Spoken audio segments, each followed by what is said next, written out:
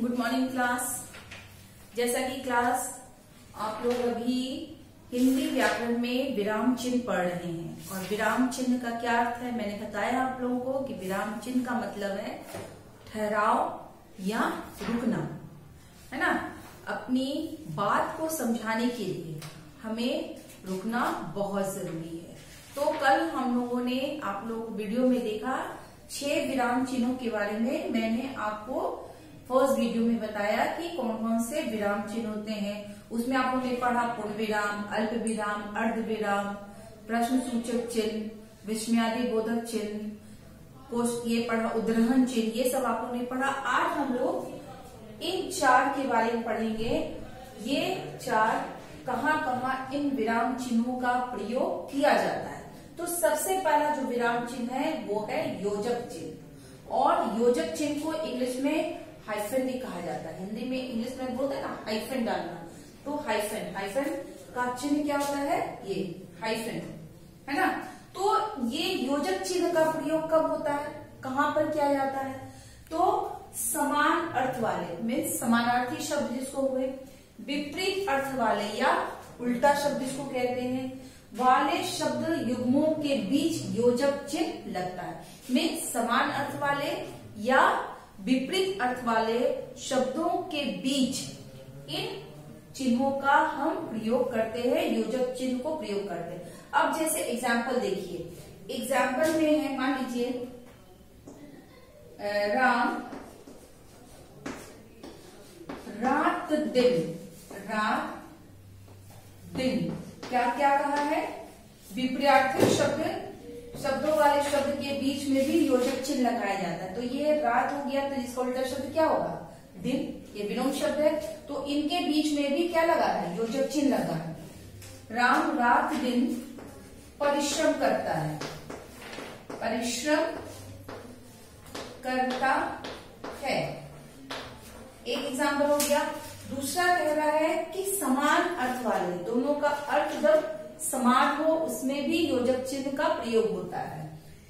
मैं बार बार, ये दोनों क्या है, समान अर्थ है। समान अर्थों के बीच में क्या लगा है, योजक चिन्ह का प्रयोग किया गया है। मैं बार बार हाथ धोता हूं, मैं बार बार हाथ धोता हूं। जैसे रात दिन हो गया, लाभ हानि हो गया, माता पिता हो गया, है ना, हार जीत हो गया। इन सभी के बीच क्या लगेगा, योजक चिन्ह का प्रयोग किया जाता है, क्योंकि या तो ये समान अर्थ को बता रहे हैं या ये एक दूसरे के उल्टे अर्थ को बता रहे हैं। तो उन शब्दों के बीच में योजक चिन्ह का प्रयोग किया जाता है। क्लियर हो गया। अब है नंबर 8 में कोष्टक चिन्ह। कोष्टक चिन्ह आप लोग कब प्रयोग करते हैं, सबसे ज्यादा आप लोग मैथ्स बनाते हो, मैथ्स में आप लोग ये कोष्टक चिन्ह का प्रयोग करते हो, ब्रैकेट जिसको बोलते हैं हम लोग करते हैं ना। साथ ही साथ हिंदी में भी इसका प्रयोग होता है।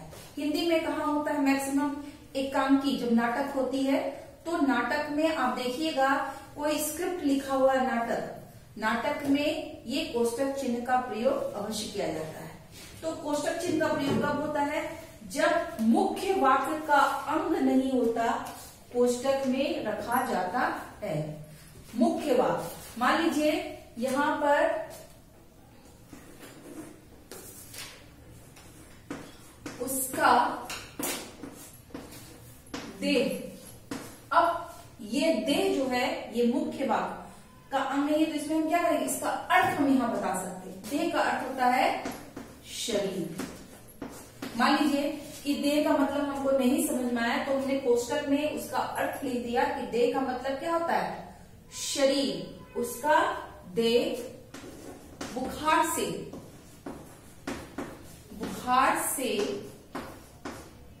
तप रहा है या रहा था, जो भी है, समझ में आ गया। तो इसके अर्थ को बताने के लिए, देह के अर्थ को बताने के लिए मैंने शरीर को क्या किया, कोष्टक में डाल दिया। उसे ही हम कोष्टक चिन्ह कहते हैं। बहुत से हैं ऐसे, जैसे लिखेंगे काल के भेद, काल के भेद को उसके कोष्टक में डालेंगे तो वर्तमान काल, भूतकाल, भविष्य काल, ये 3 प्रकार के काल होते हैं। तो समझाने के लिए कोष्टक में डाल देते हैं ताकि बच्चे कंफ्यूज ना हो, ठीक है। उसके बाद है लाघव चिन्ह। लाघव चिन्ह का क्या होता है कि शब्द का संक्षिप्त रूप लिखने के लिए, एब्रिविएशन जो आप लोग जीके में पढ़ते हैं, शॉर्ट फॉर्म पढ़ते हैं ना, पीएम प्राइम मिनिस्टर पढ़ते हैं ना, जब फुल फॉर्म करते हैं तो प्राइम मिनिस्टर करते हैं, बीजेपी भारतीय जनता पार्टी, है ना। तो जो शॉर्ट फॉर्म के बीच में जो जिस चिन्ह का हम प्रयोग करते हैं वो क्या कहलाता है, लाघव चिन्ह। अब जैसे एग्जाम्पल में देख लीजिए यहाँ पर, अब हम लोग डॉक्टर, ये हमने फुल फॉर्म में लिखा, लेकिन अगर हम इसका शॉर्ट फॉर्म लिखेंगे तो क्या लिखेंगे, डॉक्टर, ये लाघव चिन्ह है। ये सर्कल जो है वो लाघव चिन्ह है। मान लीजिए यहां पर सेकेंड नंबर हम बता रहे हैं आप लोगों को लाघव चिन्ह का,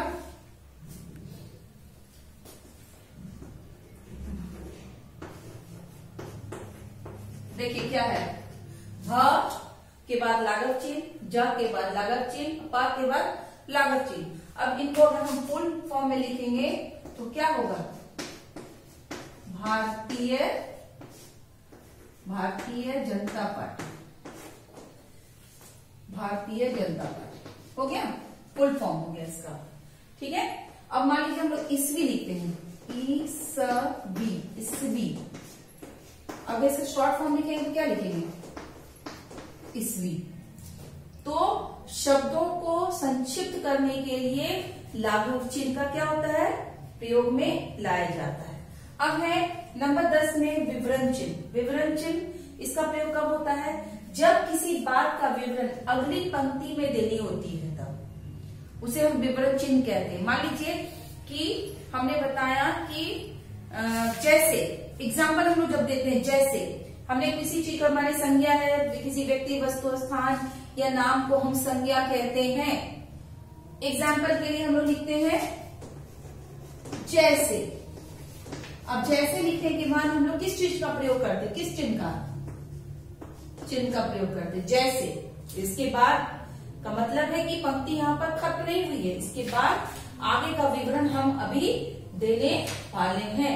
जैसे हम लोग लिखते हैं पर्यावरण से निम्नलिखित लाभ है के बाद हम लोग इस विवरण चिन्ह का प्रयोग करते हैं और उसके बाद हम लोग उसके लाभ के बारे में जानकारी देना शुरू करते हैं। तो इस तरह स्टूडेंट आप लोगों ने देखा कि विराम चिन्ह का किस तरह से हम अपनी भाषा में उसका प्रयोग कर सकते हैं, और ये बहुत जरूरी जानना कि कब किस विराम चिन्ह का प्रयोग भाषा में किया जाए।